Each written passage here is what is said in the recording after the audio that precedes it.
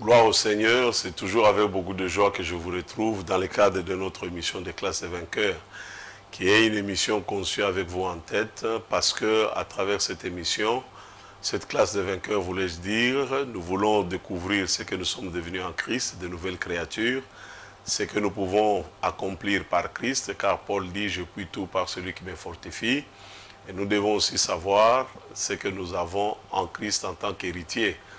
Que Dieu soit béni. Aujourd'hui, encore une fois de plus, nous parlons sur vaincre le mal par le bien, avec un accent particulier sur la parole que Dieu avait donnée à travers la bouche du prophète Jérémie, chapitre 29, le verset 7e.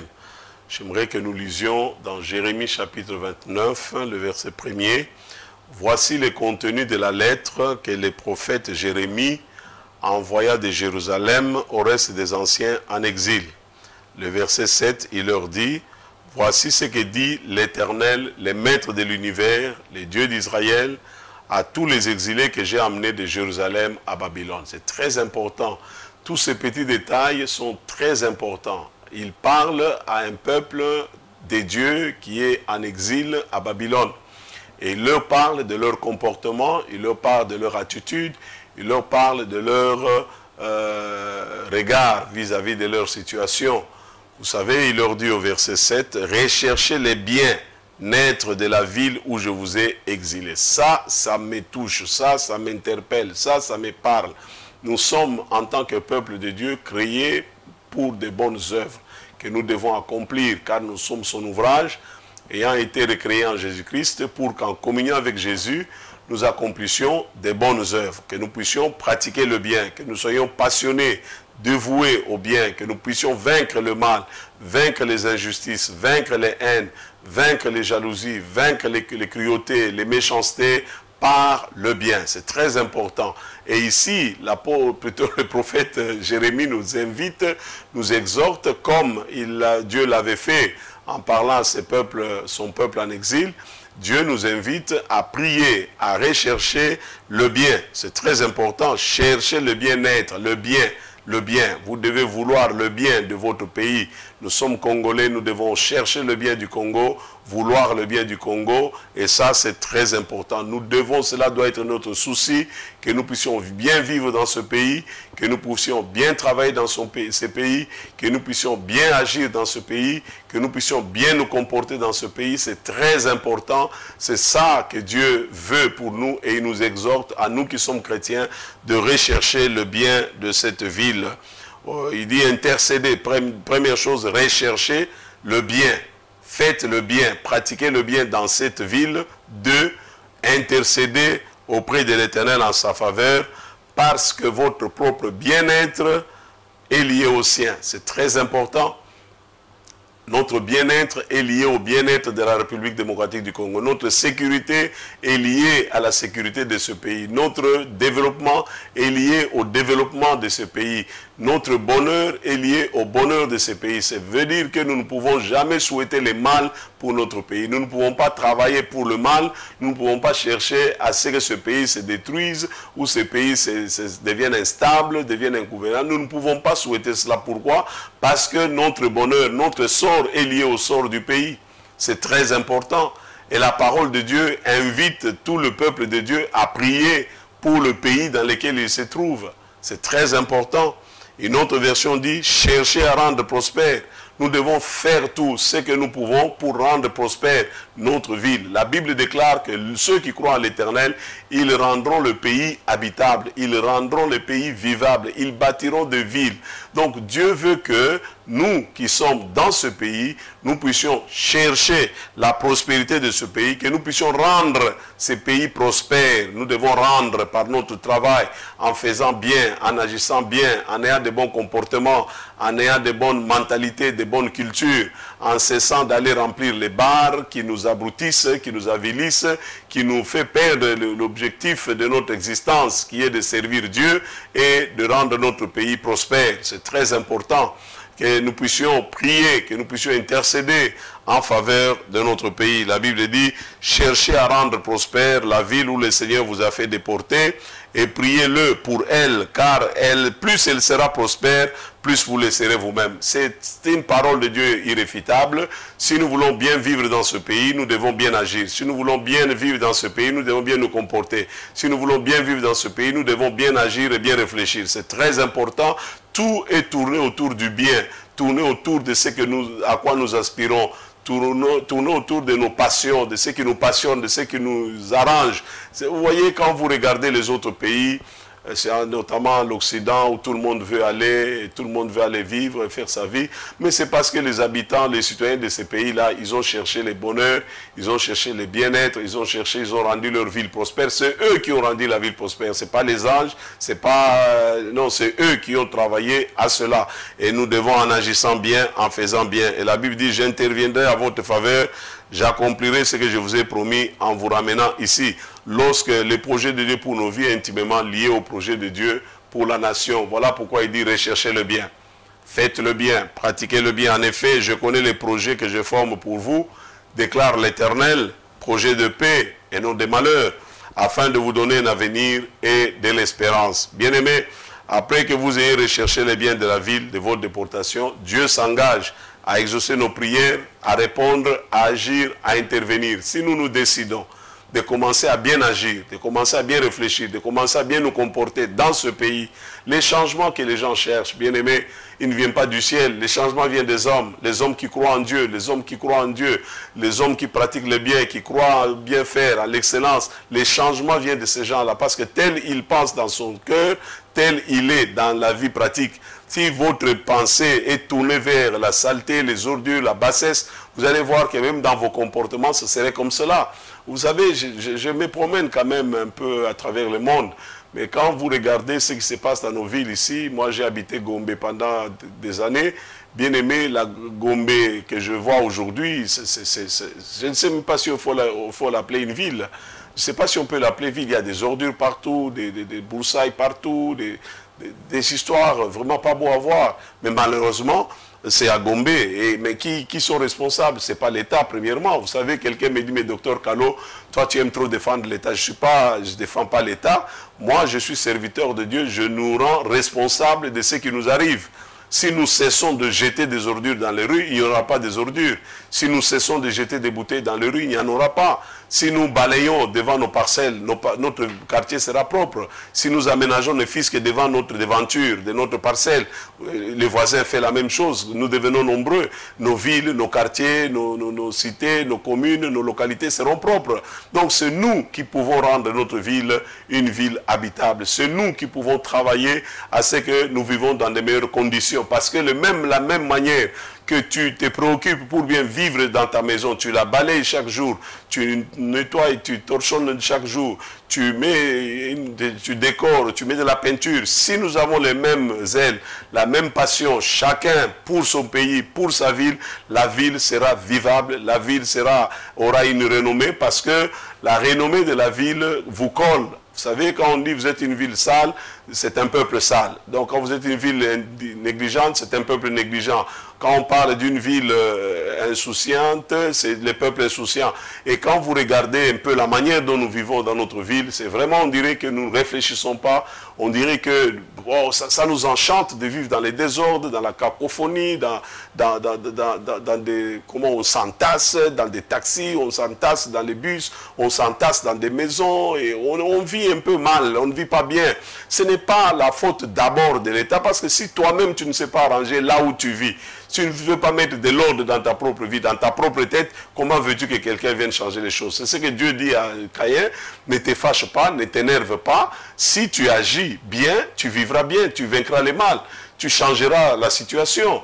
Parce que c'est les autres, les gens travaillent pour que leur ville soit rayonnante, que leur vie puisse, ils investissent. Nous devons être reconnus dans ce monde comme étant des hommes et des femmes de bien, sur qui les faveurs de Dieu se manifestent. La Bible dit l'homme de bien, celui qui agit bien, celui qui fait bien, celui qui pratique le bien, il obtient la faveur de l'Éternel. Mais ceux qui méditent les biens agissent avec bonté et fidélité. Vous voyez, quand vous agissez bien, quand vous méditez les biens, quand vous réfléchissez bien, vous allez agir conséquemment. C'est très important. Et ça, c'est notre responsabilité à nous chrétiens d'enseigner au monde. Parce que Jésus a dit, allez faire de toutes les nations. Mes disciples, les nations, ce n'est pas les chrétiens. C'est toutes les nations du monde, les nations qui ne connaissent pas Jésus. Nous devons prêcher l'évangile et nous devons être un modèle. Nous devons faire ce qui est bien. Nous devons embellir là où nous habitons, embellir là où nous vivons, embellir nos chaussées, embellir nos vies, embellir les vies de tout le monde. Ça, c'est le rôle de l'Église, pas seulement de dire c'est Satan qui vous attaque, c'est Satan qui vous combat. Oui, je veux bien, Satan combat, mais Satan ne jette pas les ordures dans les rues. C'est nous les humains. Donc, si nous changeons, nos villes vont changer. Si nous sommes transformés, nos villes seront transformées. Si en construisant, nous respectons les normes urbanistiques, les normes de construction, architecturales, je ne sais pas quoi d'autre, là, je ne suis pas du domaine. Si nous respectons tout cela, ici on construit à un niveau, ici à 2 niveaux, mais la ville sera beau, elle sera présentable. C'est nous qui devons faire ces choses-là. Et la Bible déclare que nous, chrétiens, nous rendons le pays habitable. Nous avons un rôle, nous avons une responsabilité. Donc c'est très important. La Bible dit, car il est comme les pensées de son âme. Il est comme, vérité que Christ lui-même confirme. Jésus dit dans Luc 6, 43, il est impossible qu'un bon arbre porte de mauvais fruits. C'est impossible. Si tu es un homme de bien, s'il y a le bien en toi, si tu réfléchis bien, si tu agis bien, tu te comportes bien, tu ne porteras jamais de mauvais fruits. Tu n'auras pas de mauvais comportements, tu n'auras pas de mauvaises relations avec les gens, tu n'auras pas de mauvaises attitudes vis-à-vis des gens. Pourquoi? Parce qu'en toi, il n'y a pas ces choses-là. Ou qu'un mauvais arbre produise de bons fruits, c'est impossible. Car c'est précisément la nature des fruits qui permet d'identifier l'arbre. On ne cueille pas les figues sur des chardons, on ne vendage pas non plus les raisins sur des ronces. L'homme qui est bon, écoutez bien, l'homme qui est bon fait le bien, car il l'épuise dans les trésors des bonnes dispositions qui sont en réserve dans son cœur. C'est très important. Cette histoire de saleté, cette histoire de désordre, cette histoire de cafouillage, cette histoire de confusion, ce n'est pas d'abord du fait de Satan, c'est du fait des cœurs inchangés, des cœurs non transformés, des cœurs aux mauvaises orientations. La Bible nous dit, c'est l'homme qui est bon, il fait le bien. Pourquoi? Parce qu'il puise dans les trésors des bonnes dispositions qui sont en réserve dans son cœur. C'est pour cela vous allez voir que parmi les choses que Dieu, ou l'une des choses principales que Jésus ou Dieu demande à l'homme, ce n'est pas d'abord l'argent, il dit donne-moi ton cœur. Parce que c'est le cœur où il y a un problème. C'est le cœur, c'est dans le cœur. Si nos cœurs sont transformés, nous avons de bons cœurs, automatiquement nous poserons de bons actes, nous aurons de bons comportements, de bonnes conduites, de bonnes attitudes, parce que nous puiserons cela dans les réserves, n'est-ce pas, dans les dispositions qui sont en réserve dans notre cœur. Celui qui est mauvais tire les mal de son bon fond, car ce qui jaillit des lèvres n'est que l'expression de ce qui remplit le cœur et qui déborde. C'est très important. La personne qui est bonne tire le bien de son cœur, qui est plein de bonnes choses. Qu'est-ce qui remplit nos cœurs aujourd'hui? Les mauvaises choses ou les bonnes choses? Parce que nous devons faire le bien. C'est ce que Dieu dit à Caïn. Ne te fâche pas dans ton cœur, ne t'énerve pas, ne sois pas frustré à cause du fait que j'ai agréé l'offrande de ton frère Abel, mais regarde en toi-même, change d'attitude. C'est très important. Nous en voulons à X, nous en voulons à Y. Est-ce que nous ne sommes pas responsables? Parce que dans la plupart des cas, les malheurs dont nous sommes victimes, enfin nous ne sommes pas des victimes, nous sommes nous-mêmes complices de nos malheurs. Parce que les mauvaises dispositions de nos cœurs, vis-à-vis des mauvaises attitudes vis-à-vis de notre pays, qu'on vende ces pays. Déjà, quelqu'un avec une attitude comme cela ne pourra jamais, le pays ne pourra jamais être une bénédiction pour lui. Le pays ne sera jamais une bénédiction pour lui parce que chacun vit, n'est-ce pas, au pouvoir des paroles qui sortent de sa bouche. Soit par tes paroles tu es condamné ou tu es justifié. Il faut bien comprendre ces choses. Et le prophète Jérémie donc invitait l'ensemble du peuple de Dieu en disant, il faut que vous puissiez changer d'attitude et de comportement. Vous êtes en captivité, cherchez le bien-être. D'ailleurs, comme vous êtes là, bâtissez de belles maisons, mariez-vous, mariez vos enfants. C'est votre attitude qui détermine votre comportement. C'est ce qui est dans votre cœur qui détermine votre façon d'agir, votre façon de voir les choses. C'est très important. Moi, je dis, je suis dans un pays merveilleux, le Congo démocratique, un pays extraordinaire, et je fais ce que je peux faire pour le rendre vivable, habitable, agréable, pour qu'il puisse avoir une bonne renommée. Ça commence par moi, parce que la renommée vaut plus que les richesses. La renommée vaut plus que l'or. C'est très important.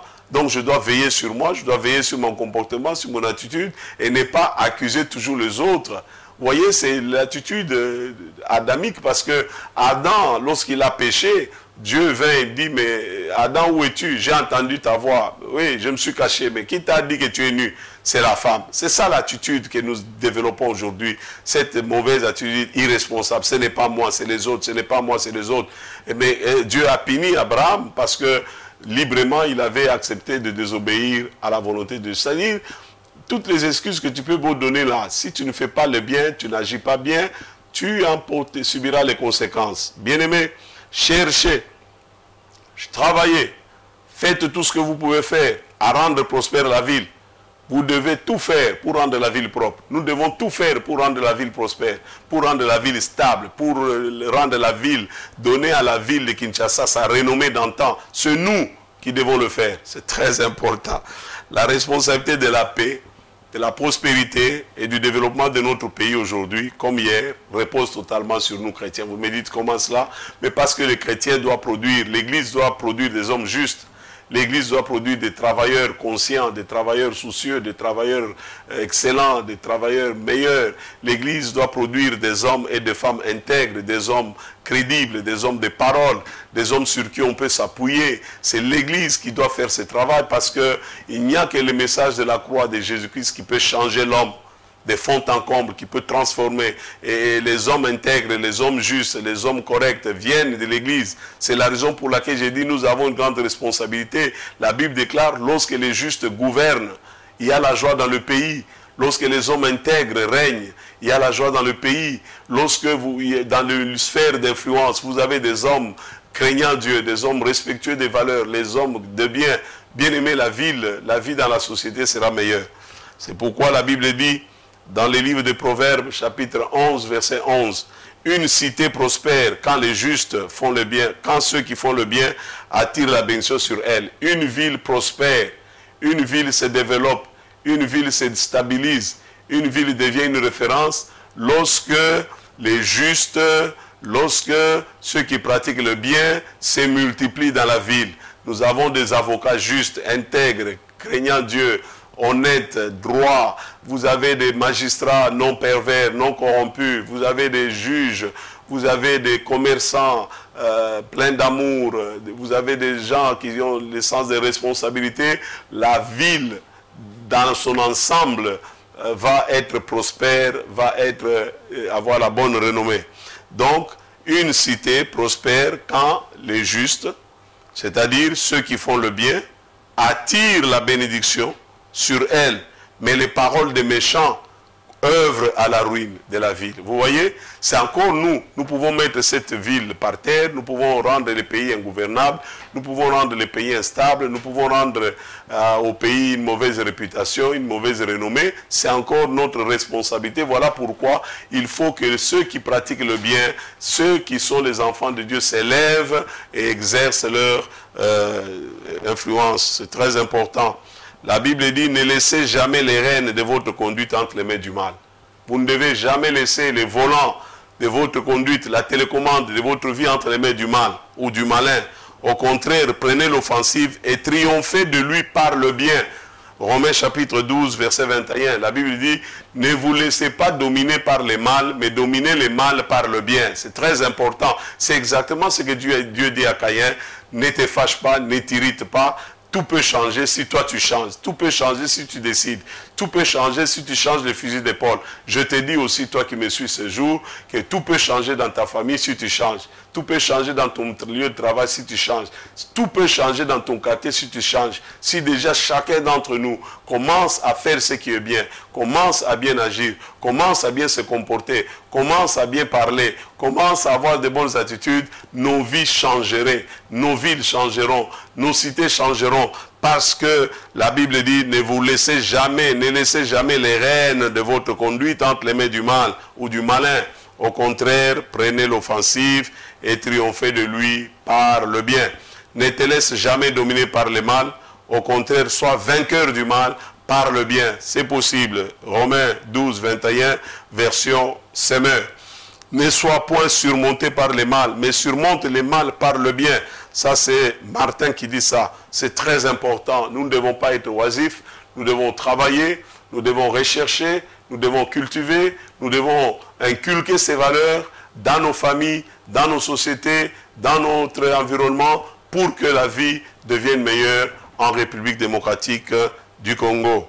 Paul disait dans 1 Thessaloniciens 4, verset 14, 1 Thessaloniciens 5, verset 14, il disait, nous vous engageons, frères, à avertir ceux qui vivent sans discipline. Vous voyez, les enfants de Dieu doivent être des hommes et des femmes disciplinés, des hommes qui respectent les normes, même la loi routière, les codes de la route. Quand vous êtes chrétien, vous ne brûlez pas le feu rouge. Quand vous êtes chrétien, vous arrêtez au feu vert. Quand vous êtes chrétien, vous respectez votre bande. Quand vous êtes chrétien, vous roulez avec des bons pneus. Quand vous êtes chrétien, vous vérifiez sur votre moteur. Vous évitez de créer des embouteillages. Si votre véhicule tombe en panne, mettez-le à côté, laissez les passages libres. Ça, ce sont des valeurs, ce sont des choses que nous devons faire. C'est le bien, au fait, que nous devons pratiquer pour que le bien se multiplie dans notre nation. C'est très important. Nous ne devons pas applaudir les mal. Nous ne devons pas applaudir les antivaleurs. Nous ne devons pas défendre les voleurs des deniers publics. Nous ne devons pas dire nous les ressortissants des gens qui ont volé, ils ont détruit. Vous savez frère, je disais à mon église il y a quelques jours, si vous voulez voir les méfaits de la corruption, les méfaits du vol des deniers publics, regardez à votre vie. Au fait, nous ne vivons pas bien, nous n'avons pas de bons salaires, nous n'avons pas de bons hôpitaux, nous n'avons pas de bonnes infrastructures routières, nous n'avons pas de bons moyens de communication. Oui, on va dire c'est la faute de l'État. Non, c'est d'abord notre faute à nous. Parce que c'est nous qui gérons, c'est nous qui gouvernons, c'est nous qui sommes là où nous sommes. Est-ce que nous pratiquons le bien ou bien nous sommes vaincus par le mal? Voilà pourquoi les choses ne changent pas. Et heureusement, l'Église, et heureusement le peuple de Dieu, nous enseignons, nous devons pratiquer cela pour que la vie reprenne. Il dit, avertissez ceux qui vivent sans discipline et refusent de se plier au bon ordre. Les gens qui n'aiment pas l'ordre, ce n'est pas possible au Congo. On dirait on aime tout ce qui est désordre, c'est ce que nous aimons. Tout ce qui est bizarre, c'est ce que nous acceptons. On se met dans des terrasses, on bloque les routes, on bloque les avenues, au motif on a deuil, au motif on a mariage, on fait des histoires terribles qui ne se font nulle part ailleurs. Et tout ça là, ça crée un environnement propice aux activités démoniaques. Mais là où le bien triomphe, les activités démoniaques reculent. C'est très important. La Bible dit, reprenez les oisifs, les paresseux. Nous devons reprendre les paresseux. Comment les gens passent tout un temps là à parler sport, à parler football, ils ne réfléchissent pas à leur lendemain, ils parlent des... Bon, écoutez, c'est quand même triste ce que nous voyons parfois. Encourager les timides, renforcer les craintifs, soutenez les faibles, soyez patients, prenez garde, ayez sans cesse en vue les biens des autres. Ayez sans cesse en vue les biens des autres, qu'il s'agisse de vos frères ou de tout le monde. Conservez en tout temps votre joie, que votre vie de prière ne se relâche pas. Comment rechercher les biens de mon pays? Primo, en refusant de trahir la nation. Secundo, en priant. Tertio, en dénonçant les traîtres de la nation au nom de Jésus.